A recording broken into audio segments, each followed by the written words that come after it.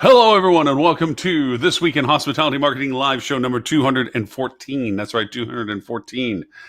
And happy holidays for being in budget season. It's like Christmas. Not really. It is something that we always joke about. It's like no other industry in the world has a season for budgeting, and yet hospitality does. It's an arduous process that usually starts in August, runs its way in its course until about October. And that's usually because there's just so many people that want to be involved in the happy and joyous process of discovering how much money we should spend, can spend, and why we can't end up spending it. It usually works that way. I remember in my days of running hotels where we usually had three. Mr. Cole, good morning, sir. Oh, no audio. But that's okay.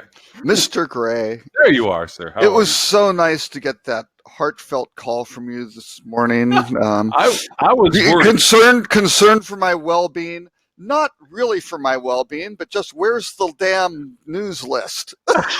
I actually, you could have and I phrased mean it this differently. sincerely, I was sitting here thinking, well, he might just toss it at the very end or something like this.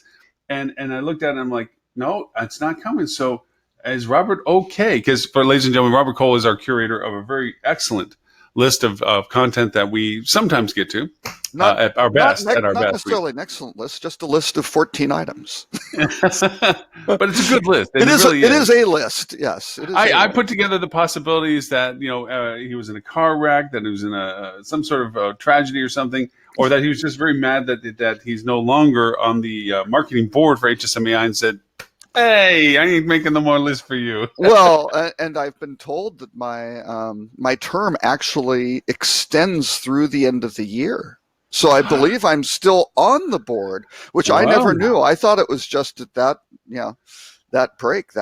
Until you get the gold watch in the mail, I think that you're still there. I don't know, but I guess we'll have to see. Anyway, you should certainly open that email because I had a very clever intro, I thought. Oh, looking at the pictures, yes. There's the monkey. That's me. Well, because it's a rough. That's Stuart. Okay. It's a rough week, right? 9/11 anniversary and Brexit's happening, and it's Friday the 13th, full moon, and it's Friday the 13th. Yeah, all of this stuff. So I thought I would provide pictures to the people who get the news email of the Comedy Wildlife Photography Awards. So I will make sure that they get added into the show notes. Now, did you notice the pictures? They are a little bit small, but I didn't. That's okay. We'll put them in the show notes for everyone that does come to the website and looks for our link that plays back. If you would like to see, you need to look at Ed's. You need to look at Ed's picture in particular, though. It has some nuance to it. Alternative perspective. Looking at a rhino butt. Okay. Oh no! What's the rhino butt doing, and what's behind the rhino? Oh, yes. Well. The poor little bird. We've all been there. Yeah, that's true. Hey, and then Val, you know what, Val, we haven't had Val on the show for a while. I hope she is either listening today and joins us or makes it a point that sometime in the near future, I'd love to see and hear always really Val's perspective on things. She sent me an email yesterday. She's doing quite well, I believe. So excellent. That's always she's just so vain. She doesn't want to be on the show. She doesn't want to be seen with us. I think. Yeah, I'm thinking more it's by association that she seems to be maybe limited in her belief that she wants to be on the show for this. But all said and good, all good. Yes, exactly. So, with that in mind, and having the fact that the list is well curated by you, but only known by you, as I look through this, I did want to bring out a couple of things. I was bringing out the fact that we are in budget season. Oh, I've got a bigger announcement, which wasn't on. If I had known I was going to send it late, because the list did get caught in my outbox for some unknown reason, I would have changed two news. The head story today, this morning. Amoma filed for bankruptcy. Really? So, yeah, Amoma has gone bankrupt. So I can post the link. Yeah, put the link up for that one. Yeah, I saw it on the Focusrite email bucket, and so it was. I immediately responded back that I believe hoteliers will propose this as an international day of celebration for the death of the The group who is rather known for being a little bit aggressive with not abiding by rate parity, which of course in Europe is not a thing. So you can't enforce rate parity over there, and AMOMA took full benefit globally, sort of thing. Oh, yes, So, they did. Yes, they oh yeah. did. So yeah, they Interesting that I was be actually gone. in my attempt to make sure that we had relevant, great things to discuss today. Yeah. I was rather fascinated with a contingency of Brexit that I was not aware of. Speaking of Europe, while we're throwing this all in together, and that was the data possibilities of problems where personal data transfer between UK, EU, UK is totally up in the air. And the article that I'm referring to is from Skift, and that is attention travel companies. Brexit contingency reveals potential for data disruption. Oh yes. And it is fascinating to consider because we're not in the mindset to have to worry about these things. So obviously, But if you're a hotel in the UK, you better damn worry about Brexit. Yeah, but if you are in the UK, a variety of dimensions. This turns into this could be huge when you consider this from a marketing perspective, especially. It's not that somebody can't stay at a hotel in London or England or Scotland and whatever, Northern Ireland, and then not go to the EU. It's the ability for either to discuss anything with either population with any data usage in the sense of as simple as emails. Yeah. Because what are the rules? Oh, there are no rules. There are no rules. Yeah. Yeah. Well, does that mean anything goes or nothing goes? I don't know. Is GDPR enforced in England or not? England. Where's our resident Australian? Where's our resident Australian when we need him? Where is Stuart Butler? Or is he from New Zealand? I forget where. God, I believe he's from. Well, we were going through the Bs for all of the different, former British colonies to source his origin. So I believe he lived in all of them. He was kind of a nomad. Yeah, it was a nomadic. Rather muddled accent is what it does. Yes, exactly. Yes, there's a twang to it. We just don't know where it's from. Stuart's parents were actually gypsies who just traversed the British colonies, we believe. So. Gypsies, tramps, and thieves. Yeah, son of Cher. So wait, so are you saying Stuart's father was a thief, his mom was a tramp? Is that what you're implying? I'm just thinking the song might have relevance. I don't know. I never thought of it that way, but you may be onto something. Maybe onto something. This is what we do to punish hosts who fail to show up here and be able to defend themselves. So. Yeah, the only one I will not punish today is Mr. Tim Peter. He's out for due cause. Oh, that's a good point. Yes. Yeah, I will not punish Mr. Tim Peter today, and express all of our thoughts for him and his families as they go through things. Yes. So yes, they have.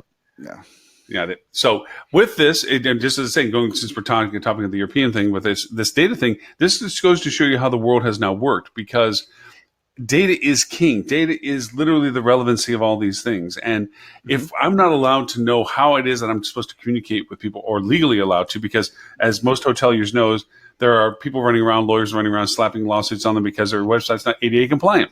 Sure. Why? Because there's no guidelines. So they can have those things slapped against them, and they have no recourse other than to show every effort, knowing that they're trying and hoping that if they did do it to due process and go through the legal system, the judge would see it as such, or pay the blood money for the lawyer to go away. So data is important. Legalities are important. And the fact that England, or the United Kingdom, does not have a complete... We'll see how united it is for long, but yeah. Right. The idea that they have no clear path between it and how it handles data compared to that of what the EU has historically handled data as makes it very questionable as to how and what marketers for both, and even for us to communicate to either. Well, and even for the courts in the UK, if something was to come up, what basis of law do you wind up really?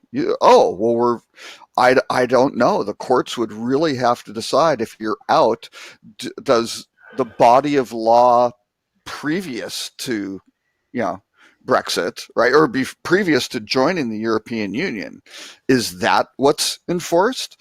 What about all the stuff that they adopted that was part of the EU and kind of governed by general EU law? I don't know.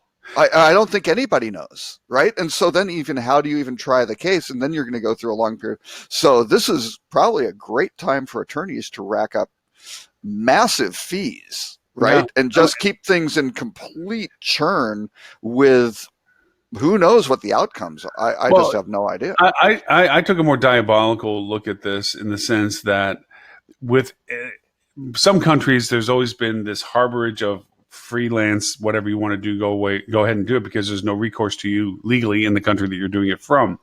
Right. We see this from domain hijackers to spammers to, I have a Nigerian prince that wants to go over and send you money. The countries that they originate this all from don't have recourse and a methodology or guidelines as to the legalities of what people are doing. England or United Kingdom could fall into that all of a sudden, and narsay people, bad people, could exploit the fact that they don't have to worry about being chased down for things because they're in a country that has no guidelines for it to be chased down. So that's right. They can do whatever the hell they want. It's and so free. You see it coming from there, you might say, oh, this is fine because they have laws. No, they don't have any laws. That's the problem. Pure unbridled capitalism will prevail. Yeah. I'm all for capitalism. I truly am, but I'm not for unbridled capitalism because it turns into exploitation. But you socialist. Because aren't there just two? You're either one or the other. That's right. There's one or the other. There is no middle ground at all anymore. It is either you're this side or that side. There is no in the between of it. But yes, it is and disconcerting for that in that sense. But Walmart being bankrupt is a wonderful thing. I would love to see others beginning with A, ending with A, also go that way.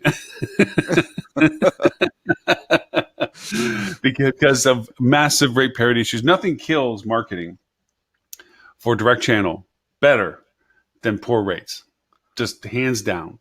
And and I got into a conversation with Max Starkoff on rate parity thing, and we both agree. Right, you're kind of in violent agreement of the point, but it's really a case where, I mean, you wind up with a situation where the hoteliers fought to get rid of rate parity, which is one of the stupidest strategies ever employed, and now they bear the brunt for it because rate parity is technically resale price maintenance, and resale price maintenance protects the people who are the manufacturers, or in this case, the ultimate provider of the service, because that's saying, hey, it's not just the best rate guarantee, that's the manufacturer's suggested retail price, and you're supposed to abide by that, right? And the U.S. Supreme Court said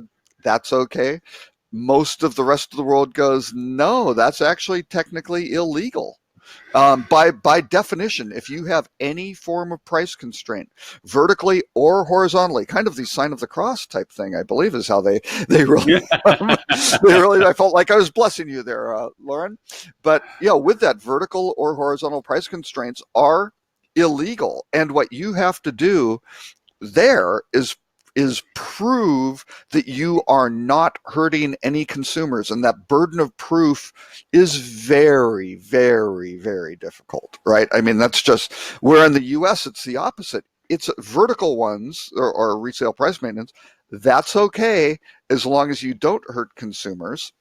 Sort of thing. So it's assumed to be legal, and then someone who's coming in has to go prove that they're being hurt, and it hasn't happened in the U.S., at least in terms of they've had some things where there have been anti-competitive behaviors with setting prices artificially. It was Amazon doing some things with books, and yes, those sorts of things are illegal, but certainly not in terms of a hotel setting its price and trying to make sure that price was consistent throughout its distribution channels, just so it could offer the same price, right? I mean, which is all the courts have gone. that makes sense. That's the price. Otherwise, it would be confusing and actually damaging to consumers because how would they know to find the right price? They should be able to look out there and find it. That would be a good thing for consumers, right? So, Very true. yeah. Hey, I know that we have topics that you brought into this, and I was just looking at your top line topic. I have a second topic. Can I throw in another topic I wasn't going to throw in? Well, we can, but let me finish the budget one only first because I just threw that as a teaser when we first started because I want to add some components to the budget conversation to this. I threw in the notes, I threw in the link, which is in Spanish, to the AMOMA bankruptcy. So excellent. Yes. So with budgeting, I mean, given the fact that we are kind of in mid-season budget season, and I always joke about the fact that we actually as an industry have a season for budgeting, which is bizarre in its own right. I will be speaking next week in Phoenix. Two components. One is we're doing a panel discussion where I have some really brilliant people on the panel with me, which means I shouldn't be there, but they are. Tammy from Milestone, who is exceptionally talented. And we're going to be talking, and I am, about budgeting and using budget calculators and what to do for budgeting. But I have to say that there are components to this year's budgeting process that should be considered where they haven't been considered in these past few years, and that is the Ouija board. Wait, the Ouija board or roulette? No. Which is your method to do budgeting? I'm sorry. You do the voodoo dance and stuff. No. Okay. Yeah. No, this is the. Hey, guess what? There's economies changing. Really? You have to decide which side of the coin you're going to go on. Are you going to go on the all in? Let's make this work, and even if the economy goes down, that's a land grab. Because people are going to shutter their doors and you'll be able to take over more market share, or we're shuttering our doors and hoping the storm passes and then we'll open our doors again. It sounds trite, and I know I'm trying to simplify it, but these unfortunately are the simplistic choices that get made that ownership says, oh, wait, let's cut out training. Let's cut out marketing. Let's cut out any new product build stuff. Let's cut out any new product buys. Let's just core down our operational. This is the time to reevaluate our staffing. They do all these cost saving in their mind things to best optimize the market that is diminishing in their minds. Right. Well, that's the easier way. That's the easier way to do it than to grow your revenues and to shift share to your group. And there's less immediate term risk involved, right? Because if we cut $1 from our expenses, it drops straight to our bottom line. Perfect. Yeah. Right. Let's cut them all. Can we cut them all? Right. Let's cost ourselves into profitability. Then the other is, and this is the decision between branded and unbranded, is branded reliance on, that's all right. That's why we're a branded hotel. They're going to take care of us. Yeah. Second is overall, they're going to take care of the brand, which isn't a bad thing. I mean, they need to take care of the brand, but that doesn't mean that they have to take care of every hotel. and they can't. That's why in the Middle Ages, when they had too many kids, they went them for made orphanages because they couldn't feed all the little ones. Well, and that is our rut row. So we can get back. We can tail back to that. Yeah, we'll go tail back to that. End. Yeah. So you have that. Then you have the independent hotels that are, we're going to go over and rely upon our website, rely upon what we have done to our market presence, but we're going to cut back on our marketing. We're going to cut back on all those things that are driving business because we need to save that money in a coffer to make sure that we can cover our expenses. And albeit you always need to make payroll, you need to make your overhead. That's fine. Right. The problem with all that is that when you stop putting gas in the car only runs on the last bit of gas you had left in it, and then eventually it just turns into a paperweight, I guess. I don't know. A boat anchor. I don't know. A boat anchor. Because if you're not keep putting gas in the car doesn't run. Well, it does. You can push the car. That's it. Yes, you can push. You can make sure the light's on at the roadside and hope that people drive by and find you. Yeah. But I can truly attest that most people's websites for their hotels, most people's online strategies for their hotels is inept. There's very few that actually do it well. Most do it wrong, and even more don't even do it at all correctly. Right. And they don't even have something that's worth being modicum to. So their 24-hour salesperson online isn't. Their social communication and reliance upon relationships with their consumer isn't. And if they're going to shutter up and thinking that they're going to go over and save money by not spending towards that and rely upon it, they're going to have a very bleak time indeed. There'll be a lot of for sale signs out. Yeah. In that sense, because I think that people are ill prepared for what's coming on. So in this budget world that we're looking at, I strongly suggest that you do not cut away the things that you should be spending on that drives business. I know that there's operational expenses. I've sat in that chair, but all in all, you need to feed the beast. You need revenue coming in at the top to have anything come towards the bottom. The thing you should yield against is maybe the reduction in profit possibilities, and realizing that at this point, when the market does make its changes, that you may rely upon efficiencies of operation, not profitability of that. Yes, it's great to think you're going to try to squeeze still profit out of it. All well and good. That's optimization of your product. That's great. But don't keep trying to preserve what you have had as happy and fat for the past few years and thinking you're going to be able to manage that by just simply costing yourselves into it. That doesn't work. Well, and you mentioned, the relying on the website and the whole direct booking thing. Probably violating a little bit of a JD Power thing, but because I don't know if this is public, but I'll give the stat anyway because it's a great stat, and I don't think they would be too upset with it. There's some questions on the 45,000 people and U.S. and Canada were surveyed for the annual satisfaction survey, right? And it's been going on for 23 years. It's a pretty big study. The percentage that felt there was a benefit from direct booking across this 45,000 person sample, right? All these hotel chains, 12%. Holy crap. That's terrible. The percentage that did not see any benefit to booking direct was 10%. So it's kind of you kind of go, well, you didn't see any benefit. It's just kind of this big, I don't know. Because when you tie that together to, and I know it's a smaller sampling size, to Stewart's survey, that 86% of people that do book with you saw your website. Right. That means they're passing over you. They don't see your website did not tell them something. Right. Well, because and you start breaking down these questions of why the ability to earn loyalty program points. Okay, there's about maybe a little bit less than a third of the people kind of go, okay, that's it. Well, that's really more of a brand program versus that, right? That's that ability to and you look at, okay, especially in the U.S., what percentage of hotels are brand related, and actually all of the hotels in this particular study are brand related. They don't do it for independent properties, and there's a really good reason for that in terms of this study, because when you start drilling down, you don't have enough sample size to make a meaningful number, right? So you go, hey, how did you like the food and beverage? How did you like you don't get anything, right? Because it's just these individual hotels and where are they? Because STR doesn't give them chain scales, right? They don't have all the independents under chain scales. So anyway, they do that, but then ability to select a room or preferences. Well, okay, about a little bit more than a quarter like that, but you can do that on OTAs. Google's letting you do that now, right? We have an article on that. Being able to deal with a hotel directly in the event of problems. Okay, again, that's between a quarter and a third. Those are okay, sorts of things, and a lot of people see that. But overall, lowest price guarantee, 33%. Right? Now, if the OTA is offering a lowest price guarantee, that pretty much negates that, I think. Payment upon arrival departure, it depends. Yeah, that's maybe a book direct, but a lot of OTAs are doing that too.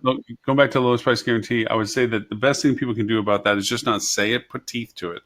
If you don't put the weight on the guest to prove it, number one. Well, okay, we're going to give you a lowest price guarantee, but you have to, document it, certify it, notarize it, and fax it via, color fax on the full moon on the 13th of Friday. And, you make all these rules and stuff, and they're like, it's just not worth it.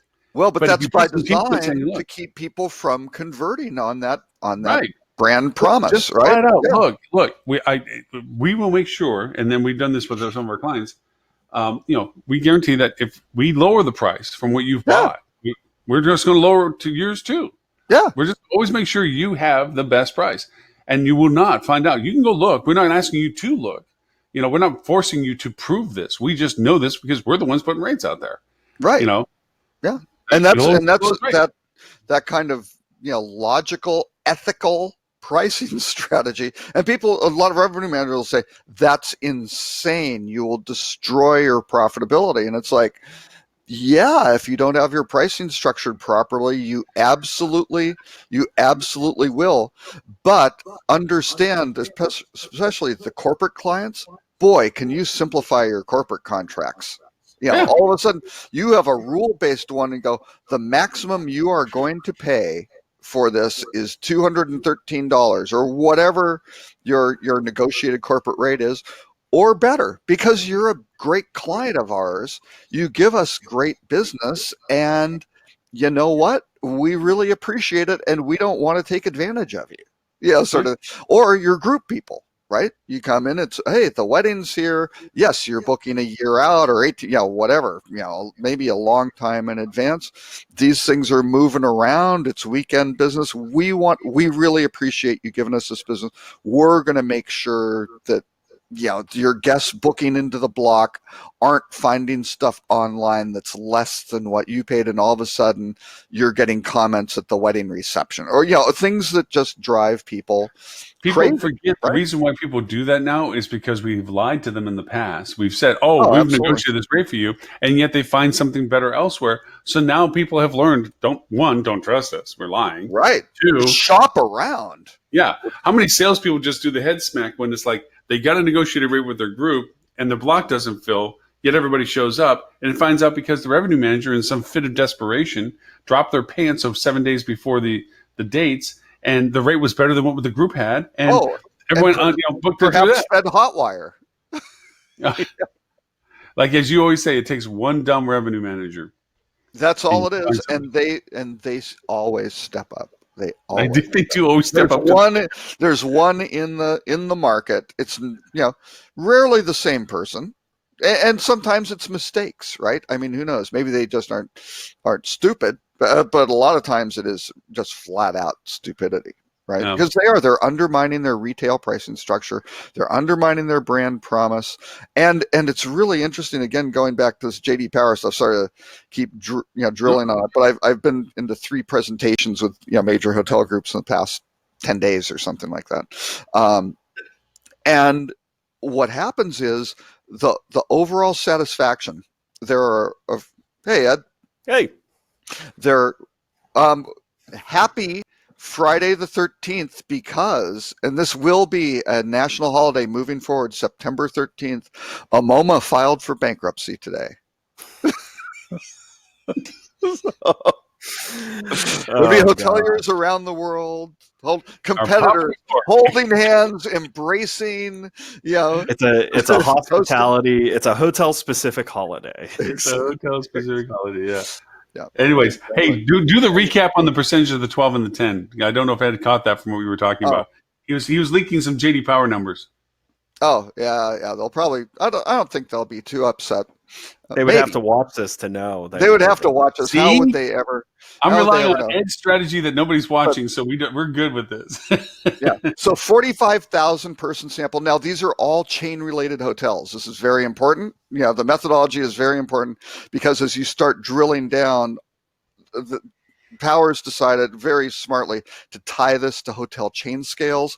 STR only assigns chain scales to brands, and they only really kind of count the brands that have enough enough size so you can start drilling down and start looking at comparisons, right? So heavily brand related, but again, that would kind of go to, what's the importance of direct booking? Well, certain things like ability to earn loyalty points, it's about a third, less than a third. Wow. Ability to select room preferences. And again, 45,000 people, 4 ways. Is it less than 1%? What less do you than mean? 1% on selecting room specific No, things? it's 28%. But again, that's not really a unique. Now you can do that. We have an article on Google. You can do that through Google's. Right. What is it? RMB or whatever they're calling it. So they can do it. You can do it on OTA websites. So it's not a unique direct booking benefit. Being able to deal with a hotel directly in the event of problems, okay. But another thing is when Power weights all these things, the reservation component in terms of overall satisfaction is only 4%, which is really interesting. We always have to point out to the hoteliers, because it's a almost identical experience for everybody. It doesn't really differentiate anything. And what a lot of the Power stuff does is really focus on what are the factors that differentiate you and drive satisfaction, right? So, kind of you run through the regression analysis and you go, hey, guess what? Reservation isn't that meaningful. Very meaningful for acquiring customers, converting business, all of that sort of stuff. Yes, but in terms of overall satisfaction, not that much. So anyway, being able to deal. Looking at a direct booking benefit, about 12% thought there was a benefit, and about 10% didn't see any benefit to booking directly. So it's kind of a mess, except for lowest price guarantee, which is about a third, right? And all they want is the lowest price. They don't want to get screwed. Right. And I was saying, add that to the thing that Stuart did with the, it's a smaller sample, mind you, that 86% of the people hit your website. The apathy associated, because this all came out of our budget discussion. I don't know how much you've been listening to before you jumped on it, but I was talking about this being budget season and joking about it and so forth. This is the one thing to worry about. This is we have to worry about economies changing. And the first thing that most do is button up the hatches. Let's cut out marketing. Let's cut out training. Let's cut out all these things that generate revenue. And instead, just make sure we cost ourselves into profitability, which is stupid. And if you're planning on relying on brand, guess what? Brand is taking care of itself. Thank you very much. And they're not too worried about you. And if there's too many mouths to feed in your market, aka brand saturation, guess what? Little child's not going to go hungry, So all that came out of this. And to think that 10% of the people don't even think direct's worth it. 12% don't even, just see a little value. That's crazy. Yeah, that's 22%. It's not that important to them, right? Yeah. It's not that big a deal. And now, what is important to them? So was JD Power looking at this? Did they ask the question of being able to bundle with transportation? No, that's not. Because this is an outrageously extensive survey, but. Okay, because if you think about it, that's always the edge. There are certain trips that I make that, it's a lot of extra steps to book the hotel direct. Because if you're booking something that you have to figure out the flights and, all of that stuff is part of it, it's like a high risk trip. You're traveling with your family or, any type of complexity where flights are as important as hotel. That's a huge disadvantage for brands. Mm-hmm. Oh yeah. Yep, well, absolutely. And the whole packaging side of it and bundling, all of that together is a huge job. Trust me, Google at some point will flip the switch on that, right? Because you can unlock so much consumer value because you can tap into lower tiers. You can actually affect the behavior of a frequent traveler. Like you guys remember Orbitz. I mean, back in the day, Orbitz was my jam because of the way it did your trip organization. Yeah. So if you had 6 or 7 upcoming trips and it kept them all really nicely organized and TripIt got born out of that whole process. I still use TripIt aggressively, right? Because when I'm booking my stuff, I can go look at TripIt and go, oh, wait, I booked that hotel just as a placeholder a long time ago. I'm not going to stay there, right? Which I know everybody doesn't do. Or I haven't booked my flight yet, right? Maybe I did book the hotel because I found an incredible rate way out, but I haven't booked the air, right? So I'm telling me to wait. I'm going to reveal something. I'm going to reveal something that I'm going to be putting in Phoenix next week, but I'm just going to put it here because it is stupidly effective at this point. Google's zero click right now, the answer boxes. Okay. Yeah. If you do your schema right, if you do your content right, and you own that right now, because nobody's doing that well. They're doing it by default of what Google finds, and then Google finds the authority as to answering the question aspects of this. But if you can define the question and be the authority on it by content, you're right there. And some of the cool stuff that I've been playing with is I'm answering questions like best hotel to stay when arriving on date such and such. And I'm putting that in content on pages. Yeah. for it. And Google's picking it up like candy because it wants its answer box. And it's literally putting it in so that people are saying best hotel to stay when arriving on Thursday. Best hotel to stay, if you're an airport property, before an early morning flight or something. Yeah, I mean, those are if that's a segment, and you just for start a lot putting of these those hotels, into your content, a chunk and of your it. zero answer box pops up where people are like, best hotel. I mean, they're looking at it there and they're saying best hotel to stay at when you're coming Thursday. Oh, really? Click. I'm there. Yeah. And it's nothing more than making sure they had content for it. It's like literally at this point, with it being so new, I'm sure it's going to change as time goes on, obviously.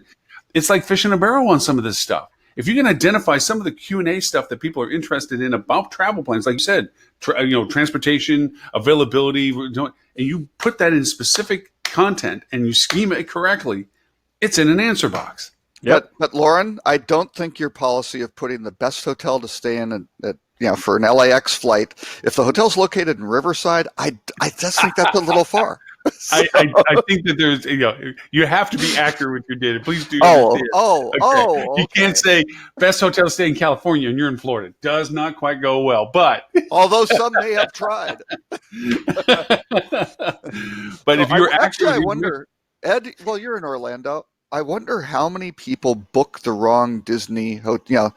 They accidentally book a hotel. They're headed to Disneyland and they accidentally book whatever contemporary hotel in Orlando. Yeah. I told you.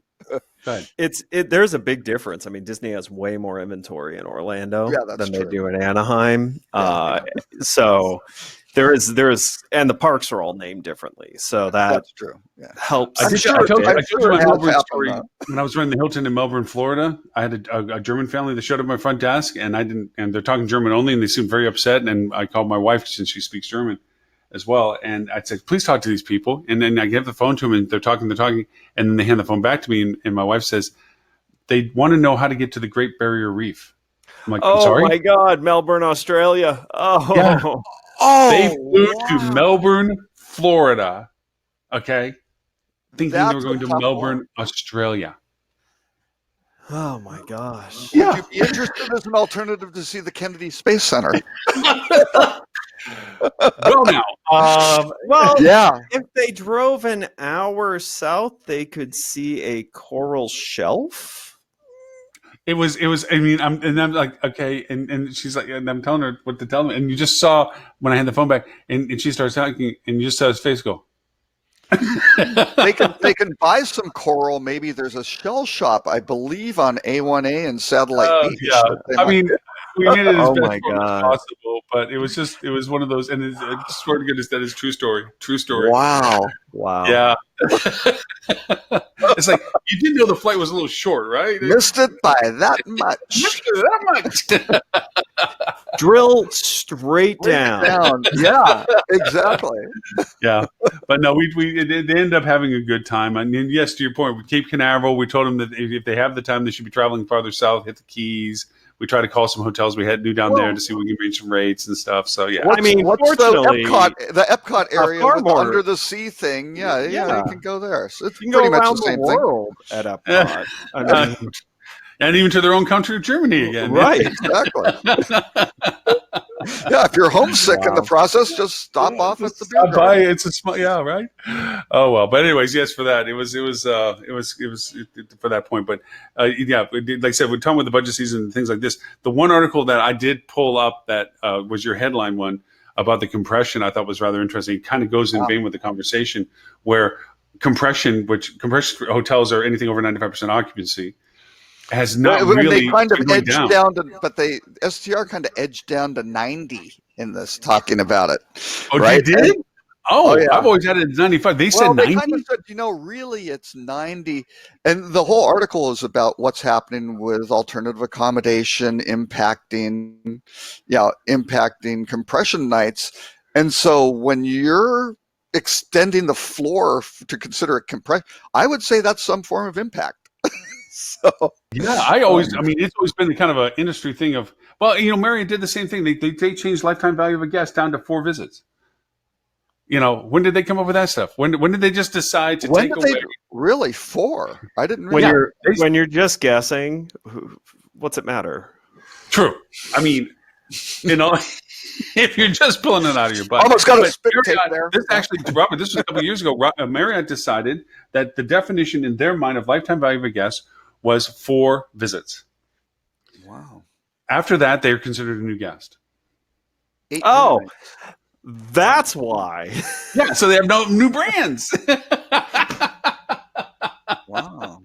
Yeah, they decided, hey, you know what? We're going to consider lifetime value of a guest as 4 visits. After It's an 4 visits, amazing way to get massive ROI on everything you do is by resetting the tracker. change the definitions. Exactly. It's like, seriously, when did that happen? You know, but yeah, this seems the same thing. So change it from 95 to 90. Okay, but even still, even if those numbers are skewed down to the 90 percentile, the fact that compression hotels have been on the decline since 2015 is rough, because that means we've been optimizing only via rate and we've sacrificed occupancy. It also means, and this I think from a brand perspective, it diminishes the point system for them, because one of the things about branded hotels with their redemption systems for membership was you get better ADR, of course, when you're a compressed hotel because you get full rack at that point, or best available. Sorry, not rack, best available at the time that the redemptions are in. Compared to if you're below compression, you get a flat rate. And now I should say STR mentioned that. That's not the brands moving their compression basis. They were just looking at this and saying, well, it's really if you look over 90% when you analyze this stuff instead of 95. But yeah, the hotel chains have not lowered it from 95 to 90. I should make that clear. Okay. All right. Well, in that sense, but yeah, it's still just the fact that that's the case. I mean, there's just so many pieces to the puzzle right now that is really causing concern for me, because as I'm talking to some hotels about budgeting, they're now at this point where they're coming to us saying, okay, so we need a marketing budget. Now we've determined our forecasted revenues. And when I start asking about forecasted revenue, I had this great discussion on RFP, actually, the one I had to jump off of last week to jump onto. They always responded to me and says, well, what is your proposed budget? And I says, my candor sometimes should be tamed. I should tone it down a little bit. But I'm like, that's not a really relevant question. Because that's an effing stupid question. I noticed one, you didn't give me enough information to give you a forecasted budget, because there's no occupancies, ratios of length of stays, ADRs. I have no sense of what you do to know what I should tell you to spend. 2, telling me what you have to spend is like going into a car lot and saying, hey, I got $50,000 to buy a car. What can I buy? By golly, we got $49,999 right there. You know what I mean? Yeah. It's like every car in the lot special today. Yeah. You do is you build your budget on your conversions and your value propositions, and through your testing, you spend monies towards them to determine whether that they hit your KPIs, and you build your budget based on performance, not on expectation. You have goals. That. Again, crazy talk. Just crazy talk. And I'm trying to explain this to them, and they're like, so you don't have a budget for us? At the end of the conversation, I don't have a budget for you, but I'll make you a mock budget, but it's going to be smoke and mirrors and BS, and they'll waste your time and mine because it's not going to have any relevancy. Like anyone else's who answered your question with a budget. It's like if anybody gave you a budget based on the information you didn't provide, and you're going to believe it's anywhere close to what reality is, good luck with your program. Happy days, And I know I don't even know if I haven't heard back from them, so maybe I shoot myself in the foot for being too damn honest. But it's like, seriously, people, you can't do this in reverse. You have to do it from the bottom up, not the top down. Or you just give them what they want. You go, 7% of your top line revenue. Just do that. Just do the math. Well, that's too high. Oh, I'm sorry, 5. I kind of damaged myself. I just saved you 40%. I kind of damaged myself too, because I said, well, so let me just start from the beginning to show you what I'm talking about. What is your direct channel contribution? What are you talking about? What's your direct channel contribution? 70%. Really? Wow, that's amazing. What is your direct channel? Well, and they threw OTAs in there. I'm like, OTAs your direct channel? Is it a branded hotel? No, it's in the direct versus transient, I guess, maybe. And I was like, well, our website drives out. So I said, let's just do it by math. Let's just show you why I'm saying what I'm saying. I said, and I'm going to make the numbers different than what they are. So you have a 100-room hotel, you're 70% direct channel contribution, and you're, say, 75% occupancy. What's your annual occupancy? They didn't even know that. So okay, fine. We'll just say 75%. Did not know their annual occupancy. Wow. No. And then I go and say, so let's see. Is just the owner of the hotel as well, or just the management for an all owner? All of them. So wait, let me just ask this. So did it turn out that the budget was set off of some level of performance above the debt service that they need to cover? I'm imagining. Or last year's budget, probably. I'm how serious. much money were they willing to spend? Probably Because last year's I showed budget. them the math when I said, okay, so, and I'm not looking at your website. I'm going to say your ADR is $250 a night, just since you don't have an answer for that one. So for $250 a night, and you say 75% occupancy in a 100-room hotel, and I start coming up with total gross revenue. Let's say your direct channel is 70%, just because we're playing with smoke and mirrors anyway, so you have a total amount of that. So you're going to spend this much money, which is actually less than 2% of that, to drive how much revenue? 70%, really? Yeah. If I even did it at a 20-1, I won't even hit half that number. That's why the budget doesn't work. You can tell me all the world what you want to spend. I'm going to tell you what you need to spend. If you want to hit that works. Number. And so I probably buried myself by being that candid, but it's like, look, if you're going to hire me, you're going to hire truth. Okay. Right. I'm not going to tell you shit. I'm not here to say yes. There's cheaper people to say yes. If you want to know the truth of what it's going to take for you to do your business, I'm going to tell you. Well, let's be honest. There's also more expensive people to say yes as well. That's true. Exactly. There are more, and they'll probably hire them. Like yes, these people are great because they told us everything we wanted to hear. Yeah. But it's so you guys know we've been experimenting in a new space with some new product, and through that, we've been paying attention to what some other products in the marketing stack do. The amount of over attribution that exists, even inside a portfolio of products that are part of the same company, all claiming the same 100% attribution of a guest. Yeah. And hotels are aware of it. I get a candid, our email marketing platform, if they sent an email, even if it hasn't been opened and that person books a group, they take credit for the group. Sure. Oh yeah. And I'm like, so how can you tell what it's doing? And they're like, we can't really tell. Can't really. Looks good. We think it helps. Yeah. But then I'm finding out that some of these, the email marketing's taking credit for it. The abandonment technology is taking credit for it. The PPC is taking credit for it. The PPC is taking credit for it. Yeah. It just keeps going to where there's 5-6 different silos taking 100% credit for this guest, and it's and you've discovered a business model, Ed. I put a brand, I put an agency that I'm having to work in collaboration with on a spot that made my point because I was getting tired of their doublespeak. The owner was on the call, and we're going through the process, and they were touting how they had a 9-1 return. That's awesome. And I'm looking, and I don't see it in the traffic reports at all. They totally just took credit for just pie in the sky. Sunshine came up. Yes, I made the sun yesterday, and here it is. Thankful. Yeah. And so I asked the owner, and they got the account 6 months ago. And I asked the owner. I said, so I asked this is Bob. I don't want to use his name. Did you see an uplift? Because I'm telling you, that came from here. They're saying it came from them. So you must have gotten a 10-fold increase on something, right? Your revenue, you're the guy that you're cashing the checks, right? Wow. Did you get the money? You must be the most excited person. Right. You must think this is awesome because these guys are saying they increased, you gave them $1 and they gave you $9 back. He's like, I don't know where it came from. No. I got the same, and I said, so which segment grew? Okay, so maybe you didn't get more money. Maybe one segment went down. Okay, let's be realistic. Channels go down, other channels go up. They displaced something else. Maybe they did diminish your OTAs. Absolutely. And they and he's like, no. And I'm like, so even though they really did a good job, and I'm saying that all the numbers are the same that we've been doing before, but they said they incrementally did all this, they didn't generate any money. No.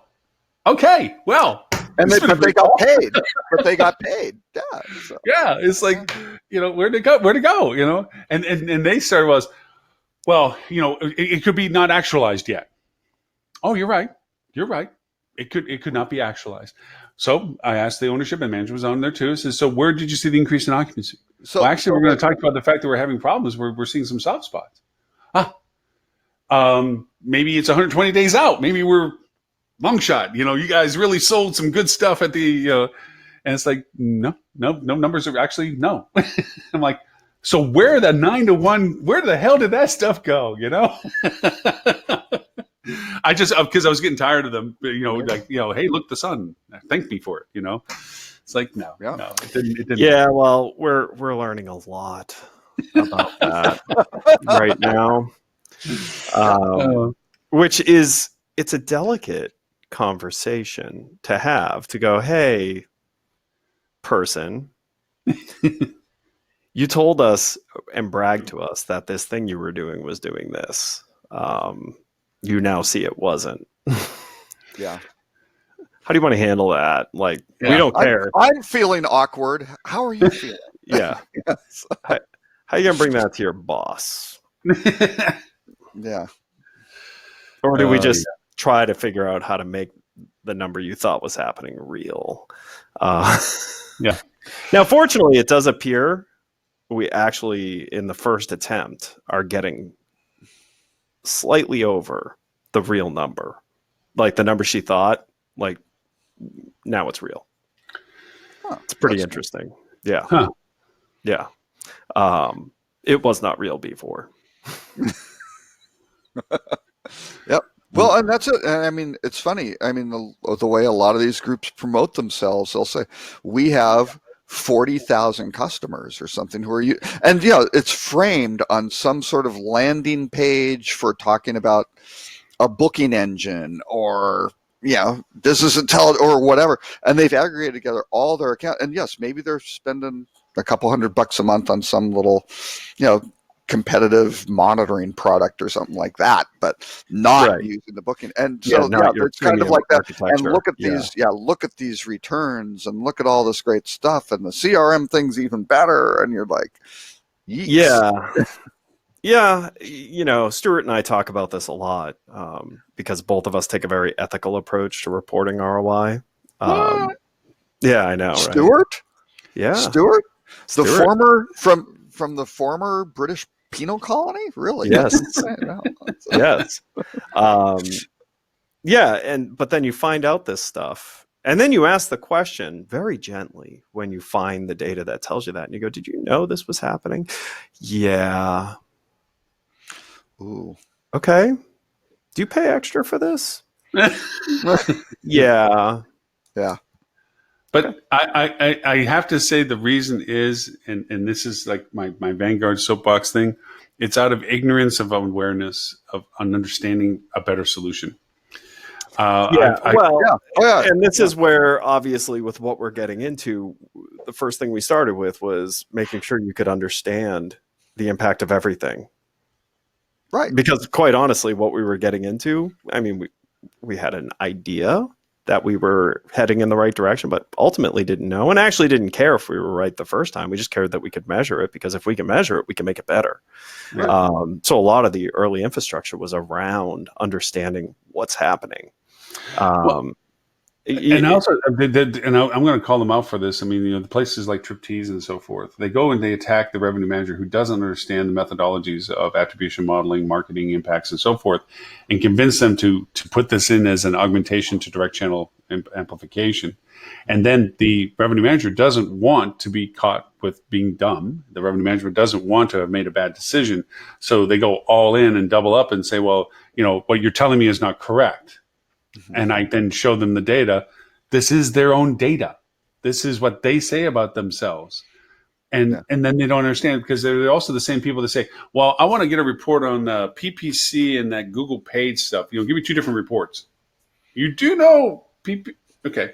Let's, they don't understand. They use words, and they were in a position of decision making, and they put themselves into making decisions on things that they don't. And I have to keep reminding clients and alike, is like, this is what we're here for. Bring it to our attention so we can let you know, for you to make a decision. We're not making your decision, but let you know an informed professional insight as to what these things are. Don't sign a freaking contract, because these people are going around going, "Oh, we'll give you 3 months free." I'm fighting now the very fact that it's like, look, I'm not going to shut off our meta and hand it over to these people because they're going to give you 3 months free, because they're going to take credit for stuff that isn't theirs to begin with. And I'm trying to explain this to them, and it's like, this isn't. And it's all it's this attribution theft is real. Well, and that the compelling argument of it's free, right, is the huge, there's no risk, you don't pay up front, it's only you're only compensating us for arrived business, what could be easier? And then you provide the number and they go, great. Because again, there's no connection. You yank on the end of the string, the bell doesn't ring over there. Sort of thing. The string just pulls, right? Yeah. So they just go, okay, and they look at it and go, that's great, it's working. Yeah. This is Well, I mean, so Lauren knows what we're working on, and we're actually doing something the right way instead of just trying to bolt garbage on top of garbage to say, hey, look, we made it better. We're actually rethinking something really key in the stack, and in rethinking it, we're getting aggressive in experimentation, and so we built it so it's permanent A/B test mode. Like, sure. So the conversations are, hey, we'd like to test this, and if there's any resistance, we're like, all right, 5% of your web traffic. I mean, is that good? And then it's like, yeah, that's fine. And then we get to go test it. But some of the stupid stuff that we were just like, well, let's try this. We're not going to put a lot of effort into thinking through it because no one's doing it. So let's just put it in the process and see what it does. And then it's like, bam! It's like huge. And it's like, oh my God. Yeah. To the point where like, I'm like, wow. Like when you can rethink a process to like what's changed, what's important, what you know about the consumer, you're going to have so much more impact than, just continuing to bolt crap onto old crap that like you didn't even check to make sure like, hey, that thing that exists that everyone's doing, who originally designed it? Did they put thought into it, or was it a hack? Because you don't even know that in this industry, like, oh man, Lauren, before Ed was on, remember that product that we worked up? We were calling it Crap Cubed. It sounds like that isn't really the right thing to do. Okay,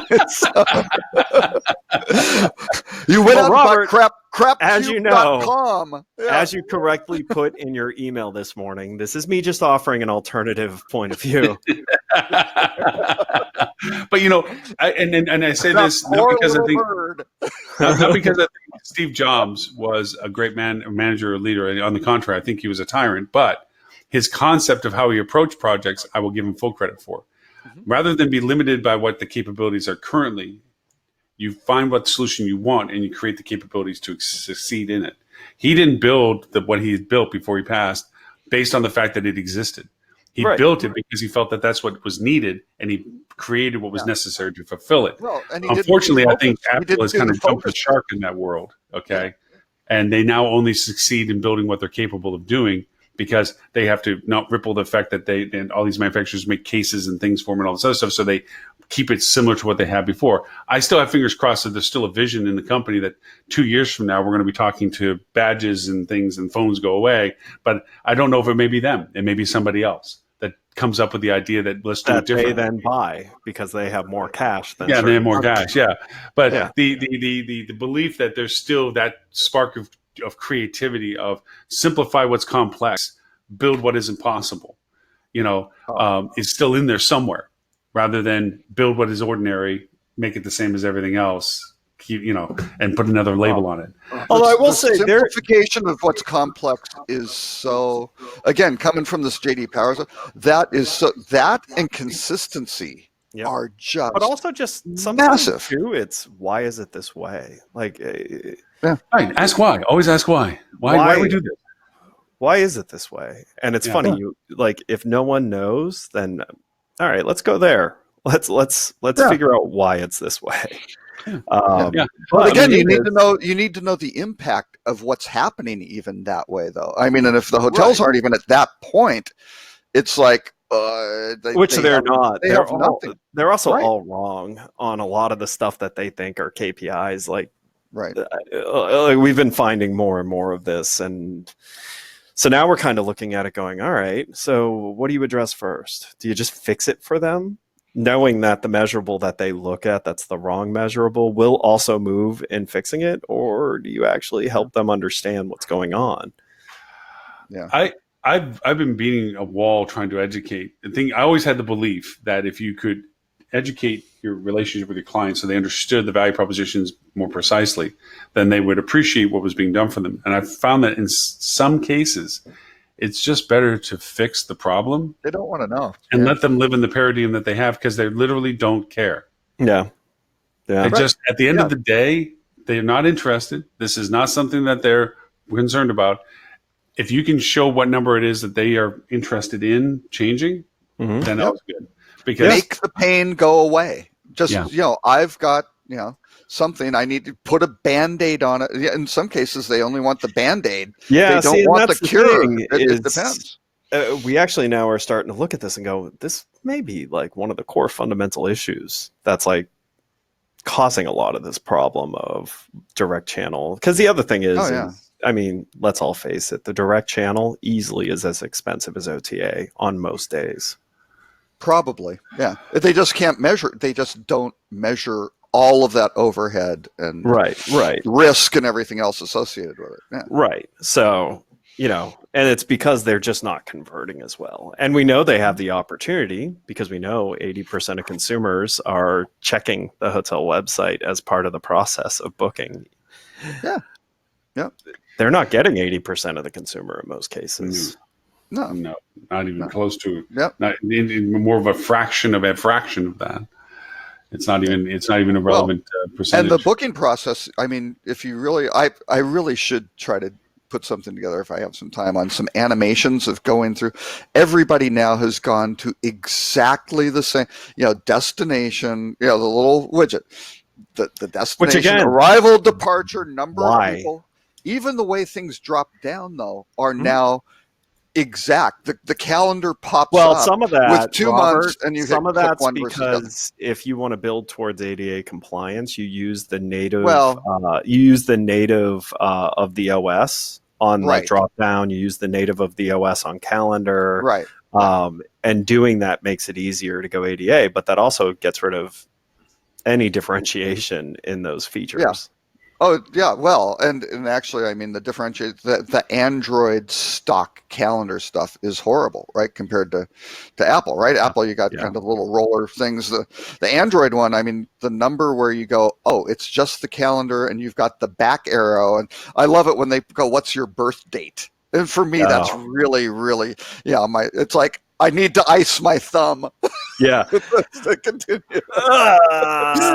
You need the one that like spins like the wheel on Wheel of Fortune. And it's going back 1 month at a time, and they've built it so you can't type the date directly into the field, right? So there's no way to put it in, and you're just like, oh, good God.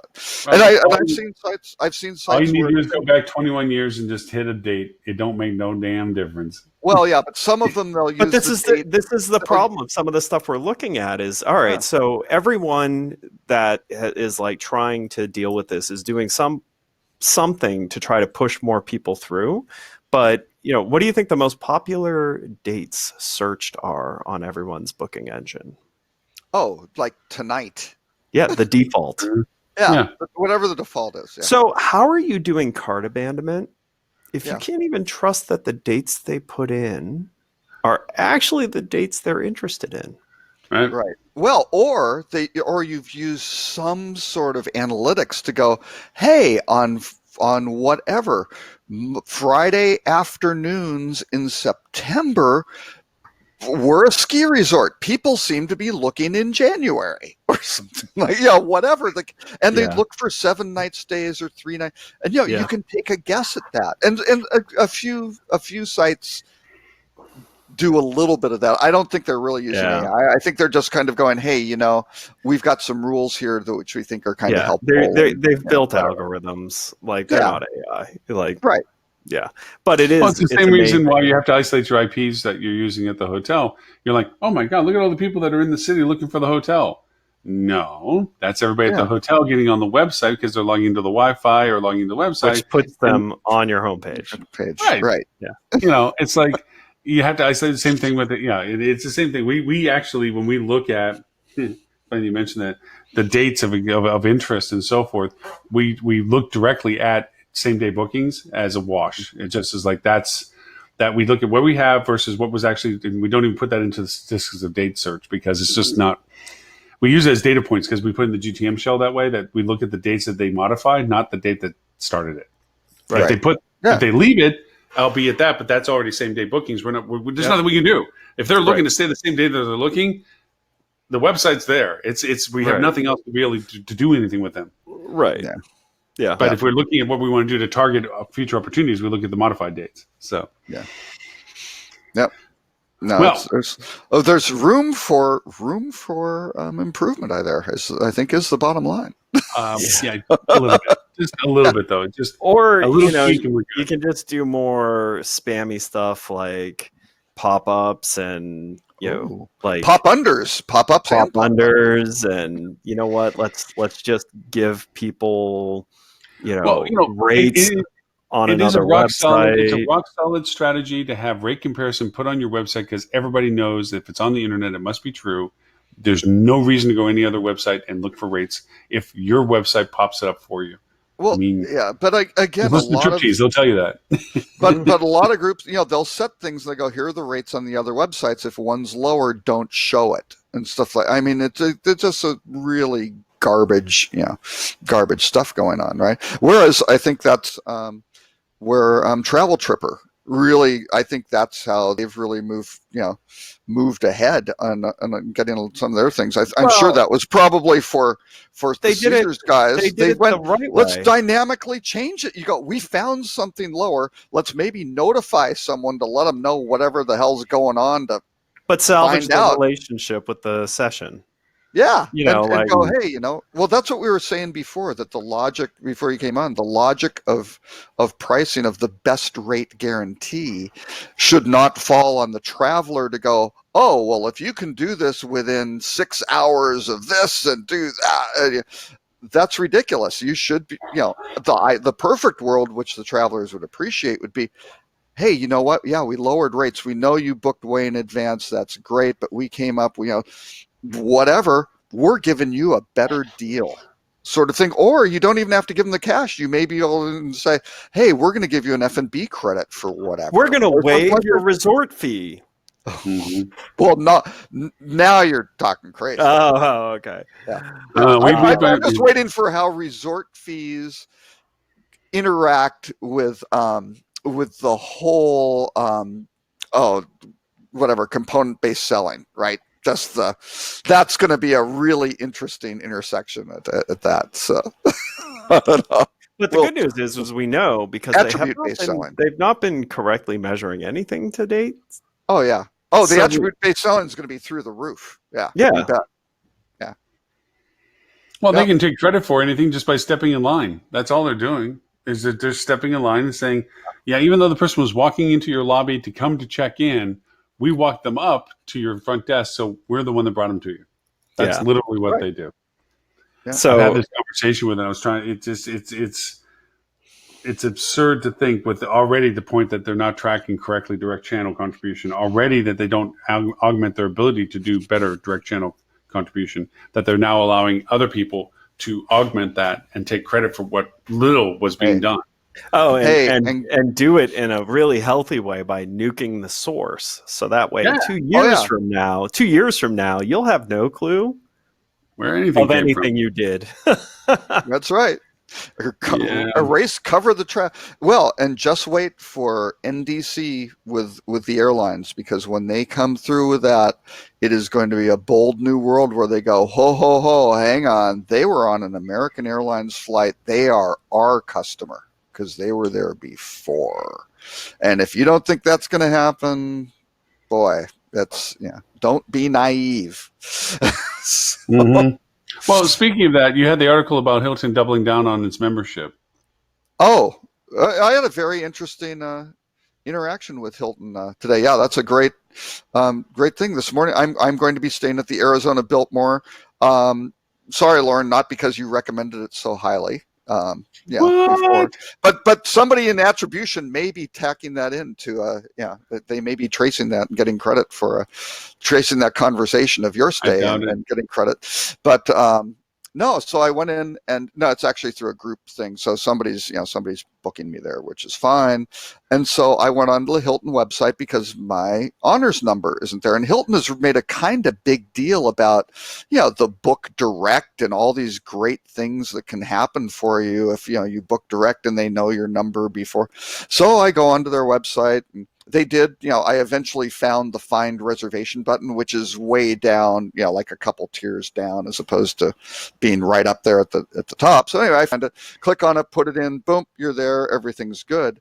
But there's no way, even though I'm logged in, to tie that to my, that booking to my, my ID or my profile. So I go onto the little chat thing, and Lauren, it was a chat bot. So I thought, should I call somebody? No, I'm going to see how the chat works.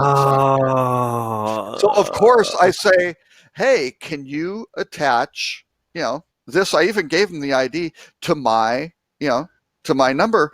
And its response, I probably have it here, was basically, when you arrive at the hotel, tell the front desk. It's like, oh, that's really good.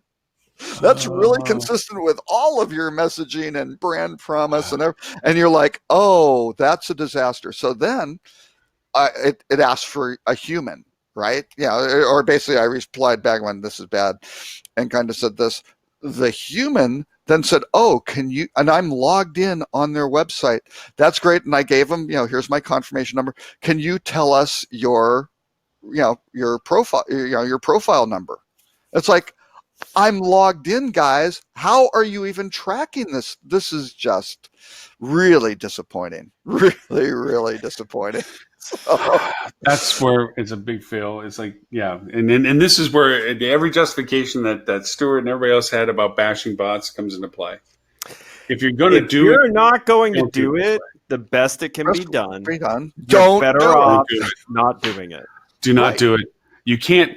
It's like I was explaining that when I was talking about the use of bots, I was saying it's like launching a boat with not putting the plug in first. If you don't have everything sealed up, that there is no way for them to fall out wrong, then don't do it, because these are the holes that fall in. Hi, tell us about yourself.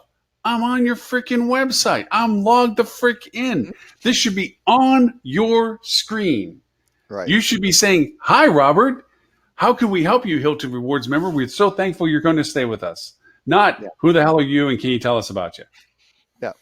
Not good. Yeah. Because a little independent hotel who maybe built their website on WordPress and maybe used Gravity Forms and maybe I don't know, uses Salesforce or something like that, can do that.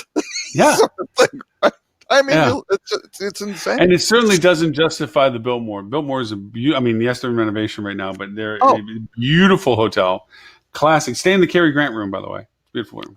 Well, they've booked me. So, but anyway, actually, and then to make matters worse, because I got a phone call, right, which lasted like 3 or 4 minutes. It wasn't a long call. You lost your person.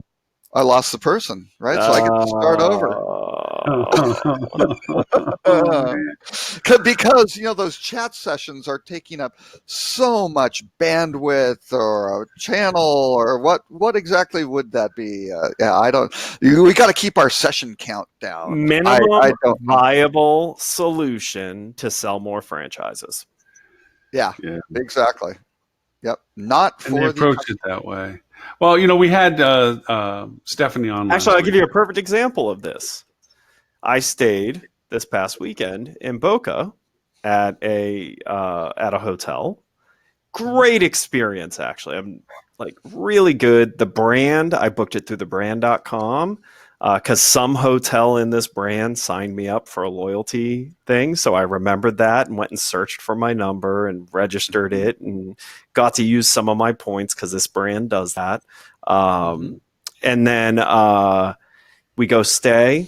They were amazing. Upgraded us, gave us an ocean view room, like gave us free drinks because we were a loyalty member, all this stuff. Yeah. Great food, great time, great room. All of it's been undone by one stupid thing. So I went on their site, and their site has hey, if you need to contact us for anything, here's the email address. Well, we forgot a pillow in the room that we had brought, and I just want to see if someone found it, and if they could ship it back to us, I'd pay to ship it. I've emailed them 6 times.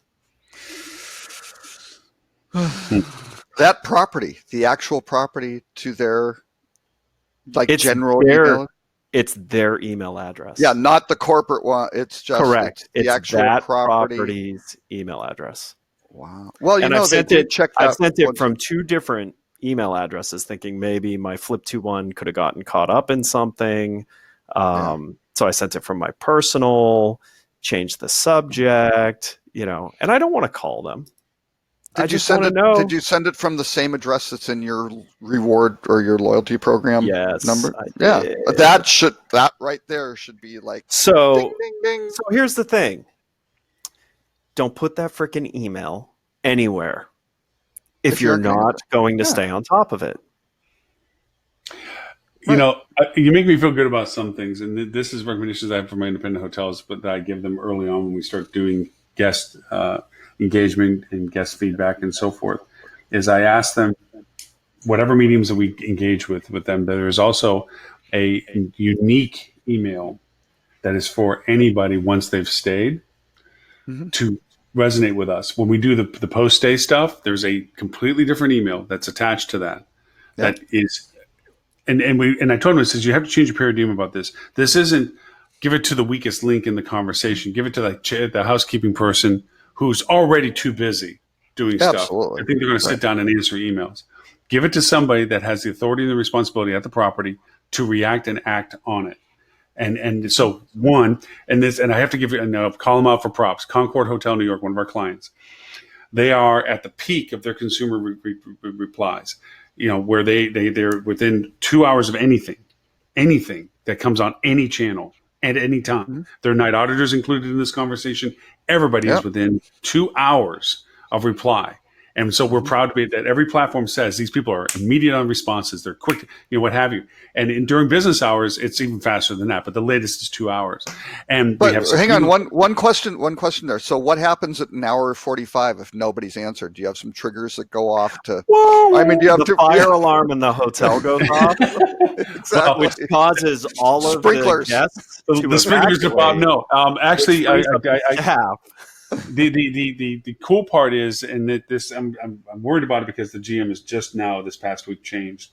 We had a GM that was for 14 years before it was even a hotel, and she had because of Lauren's process and getting all these urgent emails with 30 more minutes to respond. She set up on her phone that email account when it got sent was there.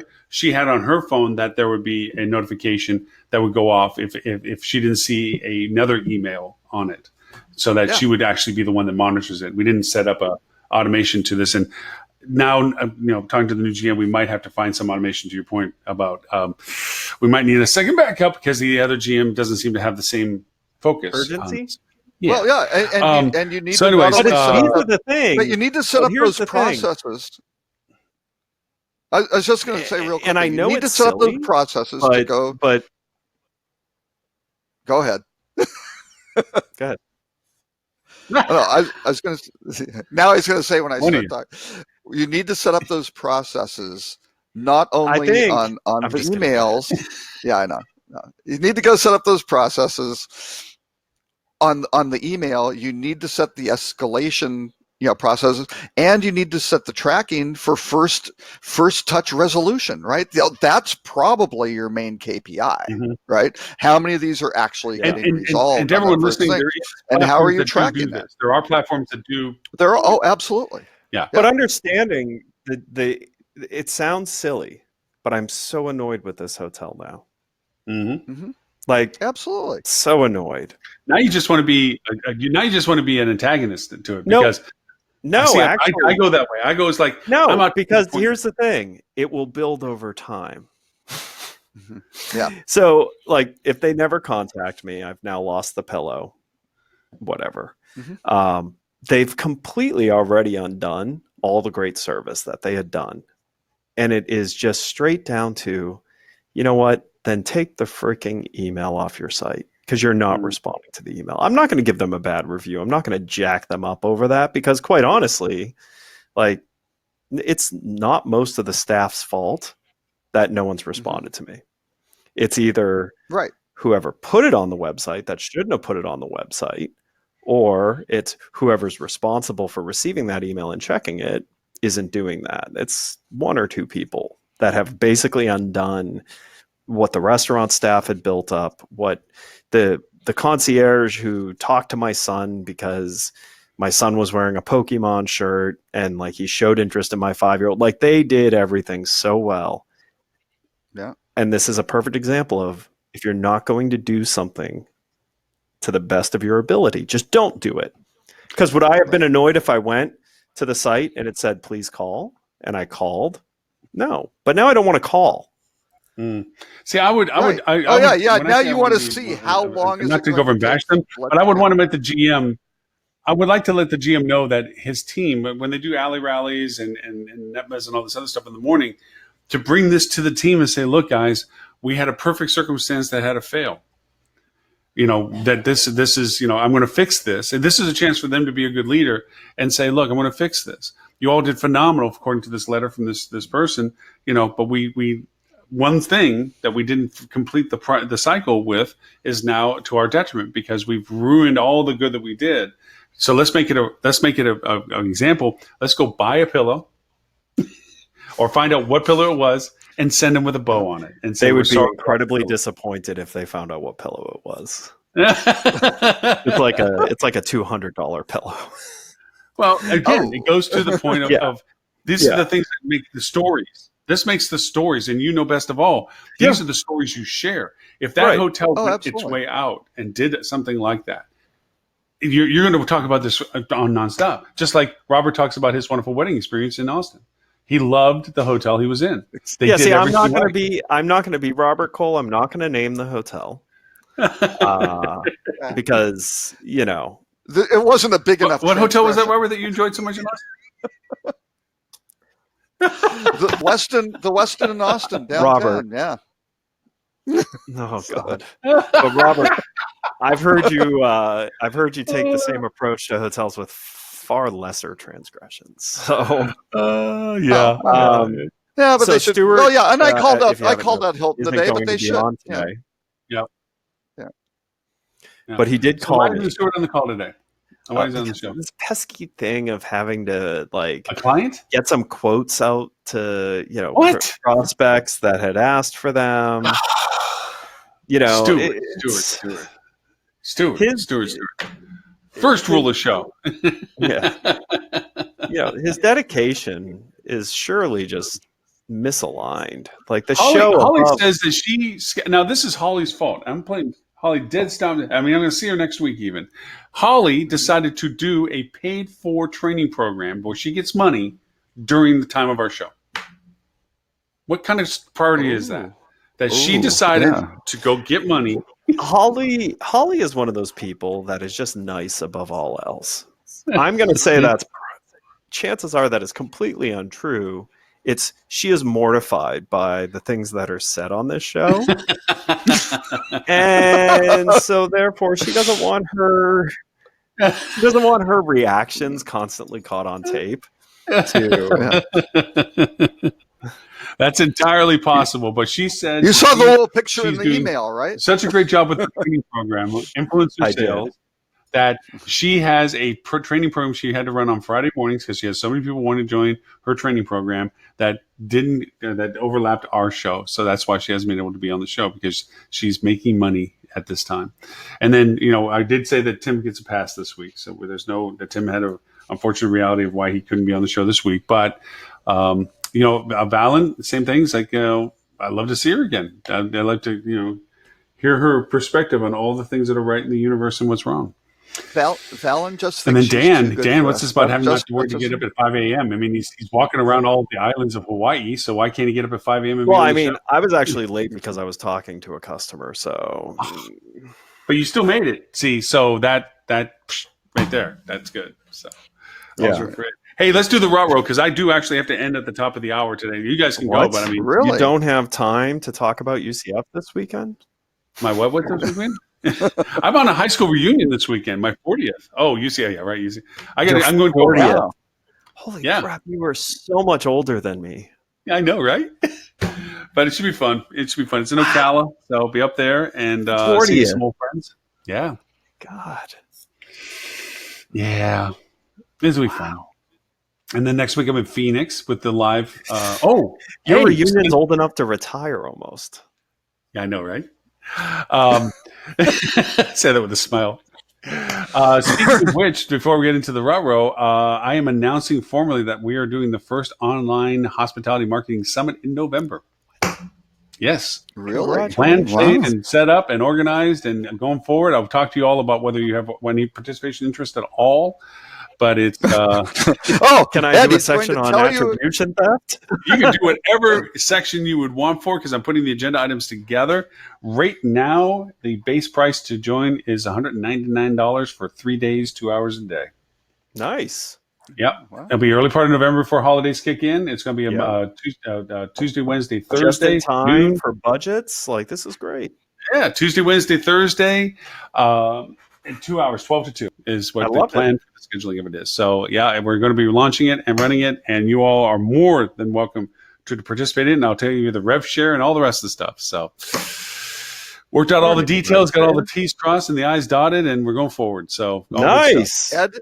Ed, I love he's it. already given me the rev share. It's the same rev share off of this program. Oh, no. Exactly. This is real rev share. This is real rev share. I can give you double what this show's doing. Yeah. Exactly. Just ask Siri. He's got just ask Siri 10x. what 0 divided by 0 is, Lauren. Or multiply by 2. exactly. Anyways, if we want to hit the row, I'm more than happy to. Like I said, I'm actually to tell you why I'm ending at the top of the hour is I invited a few friends to come over. I'm Nice. making Cuban sandwiches. No. I made Oh. them. I took and did an 18-hour pork roast on a pork shoulder, made Cuban pork, and it came out really good. I handed a bunch out to friends, and they liked it so much. I said, you know what? Let me grab some fresh Cuban bread and come on over to the office this afternoon, and I'll make some Cuban Wow. sandwiches. So Wow. No symptoms of trichinosis. So that's good. Always test. Always test. always Lauren. test the pork So- first. But yeah, no, the 18. I've been the Bubba Gump of pork. I'm the Pied Piper of pork because it was a 14-pound shoulder. So Wow. Whoa. yeah, it took 18 hours to roast, and it came out really good. But I'm going to make some sandwiches for it now. So they're coming over at the bottom of the hour, 1:30, and so I figured by 1 o'clock if I start getting prepped for it, since I'm doing it in the back of the office in our little kitchenette, I need a half hour to start getting that sandwiches pressed and started up. So I'm going to invite you all over, but and Ed, you'd have to drive fast, dude. This rut row is really Yeah. bad. Yeah. It's really bad. Yeah. It is a big rut row. That's I a really think bad so. rut row. Like, So it, yeah, well, just to recap quickly, it's frightening. Minor International, which is a great group. Isaac Gerzenstrang is down in Thailand working for them now. It has a little problem with the JW Marriott Phuket, which they filed a lawsuit. The hotel suffered a 20% drop in gross operating profit in the first 6 months of 2019 compared to the same period the previous year, and they're claiming just under 19 million US for the loss. And that decline in performance was due to, quote, in large part, the failure to drive business to the hotel, and is further caused by the recent changes to Marriott's loyalty program, which has severely reduced revenues hotel for such business. And so Marriott, because of the consolidation of Starwood, currently manages 11 hotels in Phuket, which is a lot. Yeah. And the Marriott, it's A lot been of operating mouths to for feed. 25 years, right? Yeah. Eesh. They're saying Marriott's saying, well, we've So been in here's Thailand the- for here's- 25 years and here's have 50 why. properties, but yeah. Here's why this is scary. If they're successful in this lawsuit, that sets a precedent Yeah. right before an expected drop. Yeah. Oh my gosh. Oh. Yeah, because now you're Yeah. talking about perfect storm effects and so forth, because you know that there's a dormant community of people talking about brand saturation, about brand dilution, about a lack of competitive ability in per market. And I know this, I mean, with Stephanie, I bless her heart Stephanie was our guest last week, and she handles brands, IHG, Hilton, and Marriott primarily, about dealing with optimizing their brand relationships. And she probably could speak to it even more directly, but even for what I had used to do with it, by having multiple brands before, the saturation thing is real. The segmentation and prioritization that brands give their favorite children is real. The pricing challenges or the pricing, the frenemy competition overlap is the frenemy situation is real. The data sharing and dilution of ability to perform individually is real. These things are real things that the people that own the brick and mortars are going, where the hell's my revenue going? Where? Where's my margin I can't going? do anything about it because I'm restricted from doing anything. Yeah, I gotta hand over my guest list over to my frenemy on the other side that used to be my competitor. That we're all one big happy family, and now I got to share what I'm doing with them when I was kicking their butt. Now I got to share what I'm doing with them. Really? Sorry, take the flag down, or let me sue to take the flag down. I'll go my own way now. Thank you. And that's real. That's there's, especially when you look at some of the consolidations where some of the ownerships built a triad of brand around a single parking lot, and they got sold the value proposition of that. Like, don't worry, be the courtyard, be the residence, be the full flag. I've not understood that ever. I've not understood that ever. Like, if you actually wanted to do that right, it should be a Marriott brand, a Hilton brand, and like a Choice brand. Because at least then you have 3 different distribution systems bringing in 3 really different types of travelers. Yeah, not tiered, but branded separately. Yes, and well, no, I was in a property here in Dallas. It was basically on one side was an Element, right? So that's a little, not really long-term stay, but more natural and that sort of thing. That's great. And on the other side was an Aloft. Right. Yeah. And that's a popular model that they were hoping would have a very popular model. And I'd talk to the GM because there was basically they said, well, the best way to stay here is you book in the Element because you can actually get you get a better rate and a better room and all the stuff's really good. And then you just use all the loft amenities and that's perfect. That's why this hotel's so fantastic. And you go, that's a branding nightmare sort of thing. I mean, for that property, you go, the owner, okay, maybe that's working, but boy, that's a really mixed signal on the branding side, right? And it does open the door when you look at things like Oyo and what they're doing and their acquisitions and distribution and creations. And this gives them such a great wedge into the conversation for so many ownerships that are like, I don't want to scale it myself. I don't want to go independent flag. I want somebody to do this for me. I just want to cash the checks that I own a building for, the investment group, not the hoteliers. And Oyo goes, got you covered. We'll come in, full tech stack, our flag, our property. We're going to drive business. We're going to, and we're only going to take 25%. Here's the rest of the money. And boom, all of a sudden, get the Marriott flag off of me. Give me this one. So it does expand that kind of conversation. Oh, hey, update with Calvin Anderson. He's not doing revenue management for Oyo anymore. What's he doing? Revenue Chief commercial data research. Isn't it? Interesting. Oh, okay. They bought 2 different data companies for him to play with. One in Europe, one in India. Oh, yeah. He's got over 88 data scientists now that he's working with. Wow. To develop revenue data strategies. Wow. Doesn't handle revenue management. Very cool. Yeah. So they bought a cow to make their own milk. Yes, they did. Yep. Yes, they did. And it's going to be interesting what they build out of it. Rather than just going to Ideas or Duetto. Nope. They keep everything inside their house. All right. You good bet. for them.